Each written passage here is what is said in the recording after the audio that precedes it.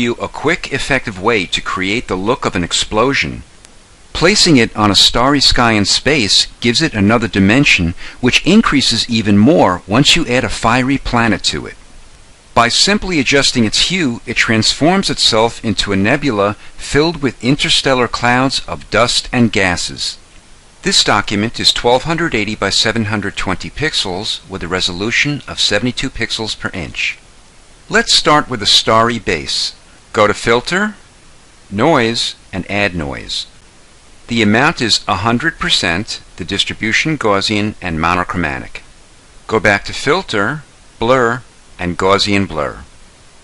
Blur it by 0.3 pixels. Press Ctrl or Command plus L to call up your Levels window. Change the dark input levels to 200 and the light to 232. Click the New Layer button and click on the foreground color. Pick a bright red. Call up your brush tool. Press the right bracket key to enlarge the size of your brush, or press the left bracket key to reduce its size. Now randomly brush in an amorphous shape over the center area. When you're done, click on the foreground color and choose a bright yellow. Now with your yellow brush, randomly brush inside areas of the red. Press X to reverse the foreground and background colors, and brush some white inside the yellow areas. Go to Filter, Blur, and Gaussian Blur. I'm blurring it by 80 pixels. Depending on the size and resolution of your document, you may want to blur it by a different amount. Click on the New Layer button. Press D to change the foreground and background colors to black and white respectively, and press Alt or Option plus Delete to fill the new layer with black. Click Filter, Render, and Clouds. In the Layers panel, change the blend mode from Normal to Color Dodge. Press Ctrl or Command plus L to call up your Levels window and change the input midtones to 0.40. Let's add a fiery looking planet. Click the New Layer button and call up your elliptical marquee tool.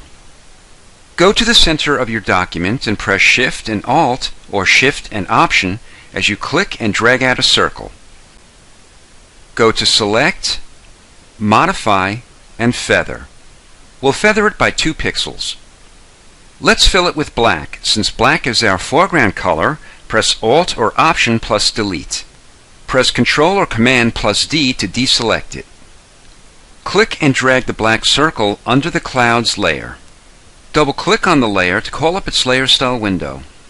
Click on Inner Glow and click on the color box. Choose a light yellow. I'm typing FCF99B. We'll make the size 30 pixels. The blend mode is screen and the opacity 75%. Click on Satin and click on the color box. We'll choose a bright red. Change the blend mode to normal and the opacity 50%. We'll make the distance 19 pixels and the size 117.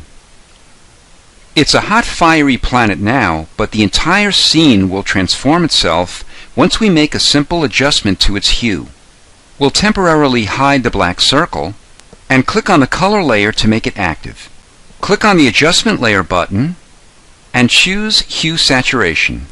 Go to the hue level and slide it to a cool hue. All of the colors in this layer will now adjust themselves to the cooler hues. We'll make our hot planet visible again by clicking back on its eyeball. Let's adjust its effects to cool it down. Double-click on Inner Glow to open it up in the Layer Style window, and click on the color box. We'll choose a light blue. Click on Satin, and then the color box. Pick black. This makes it look like it's being silhouetted behind the bright nebula. Using these simple techniques, you can create a cool planetary nebula in deep space or a fiery explosion complete with a planetary inferno. This is Marty from Blue Lightning TV. Thanks for watching.